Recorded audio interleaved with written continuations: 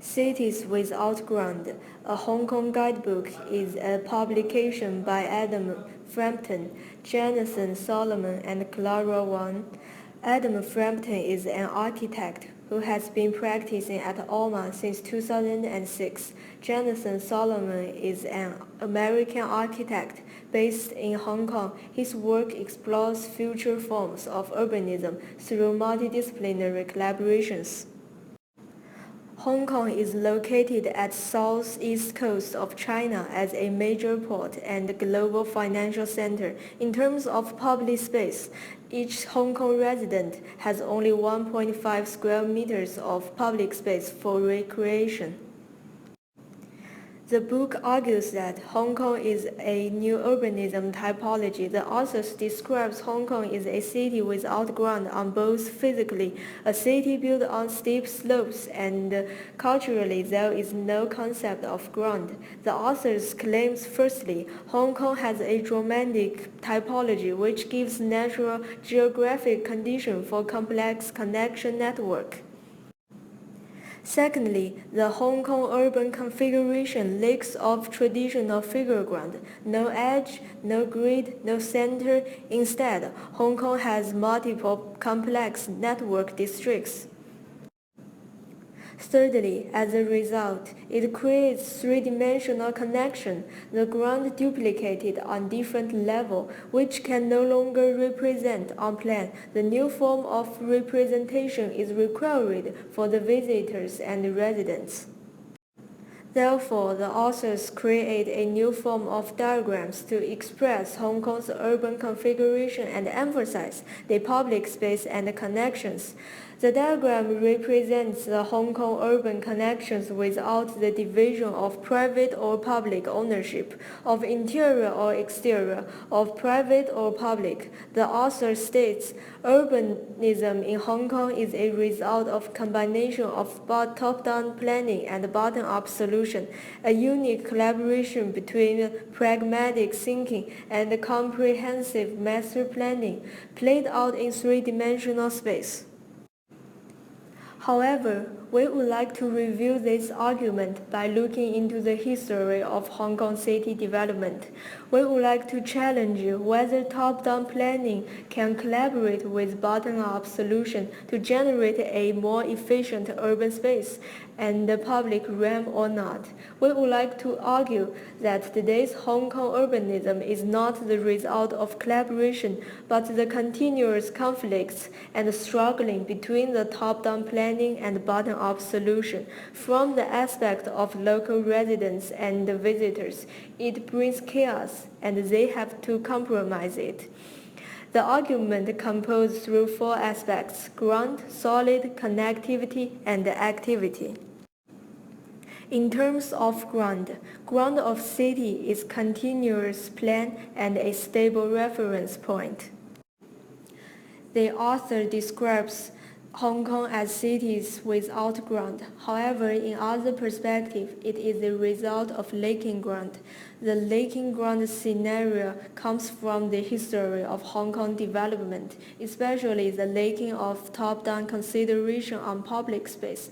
The first town planning ordinance was enacted in 1939 with late consequence because of the Japanese invasion and World War II. The planning of Hong Kong was actually initiated by Sir Patrick Abercrombie's report in 1948 for the Asia Financial Center as we know it today. However, the plan focused on improving infrastructure, strengthening military establishments, and developing new towns. Neither plan deal with the issue of public space. The existing ordinance and other planning strategy have hardly addressed the implementation of design guidelines regarding public space. They also have lagged forward and comprehensive planning for the existing city. These have resulted in fragment development, incompatible land use, lack of public space, and absence of a hierarchy in realm. The second aspect is summarized as solid. However, urban land has been divided into small parcels. It becomes extremely difficult to conduct large-scale urban renewal, which may result in a more efficient land use due to technical constraints, as well as social and political disputes involved in such fragmented land ownership. The solid leads to isolation. For miles and miles, you can walk through the city of Hong Kong with everyone's putting foot on the ground. All you can get wherever you need to go, taking care of any round you might have on the list, all well separated from the street and surface of the city. This is possible thanks to a network of the elevated walkways and underground tunnels that have gradually developed in the city, both formally and informally, over the past 50 years. This is a description from the visitor of Hong Kong, and this continuous workways increase the connection among different spots. But in some aspect, each of them can be regarded as interruption and breaks the previous integrity of the site. The skywork itself is added up to the previous integrity system out of market emergence. The workways are so varied because they were all developed at different times and by different people.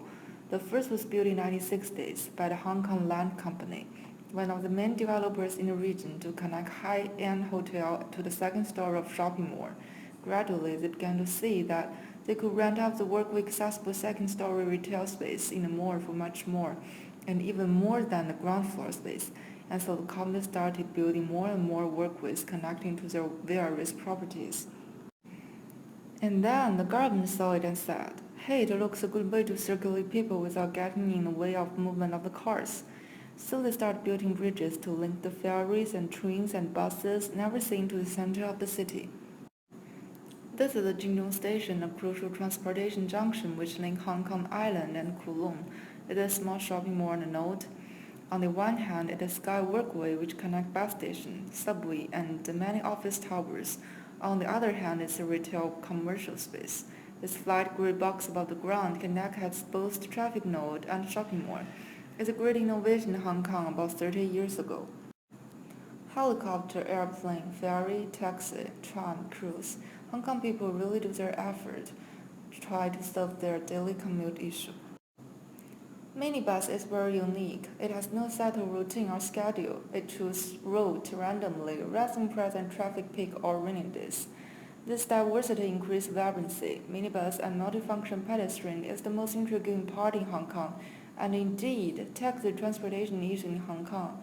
But if it is a proper solution, also in the long term, still need a second thought. These are Hong Kong's public space, aren't fully public nor fully private, and doesn't mean to matter. These workways are an incredibly vibrant part of the town and represent a new method of providing usable space within the city. This system of workways, messy and informal and almost completely separate from actual ground city, is just as important to Hong Kong as the setworks and public space of another city. It's a new kind of public space developing, one that's new and different from the plaza and squares Bostons might typically think of as urban public spaces. Hong Kong demonstrates the vibrant and robustness of the public space. Even though the same Hong Kong people fully take advantage of the surrounding facilities, but it doesn't mean that they do not need a formal public space. They need a public space serves for public activity and encourage positive public activity. The loss of the public life in long run will jeopardize the territory cultural development and endanger the status as a world-class metropolis. This is the result of the survey of the latest UN-backed World Happiness Report.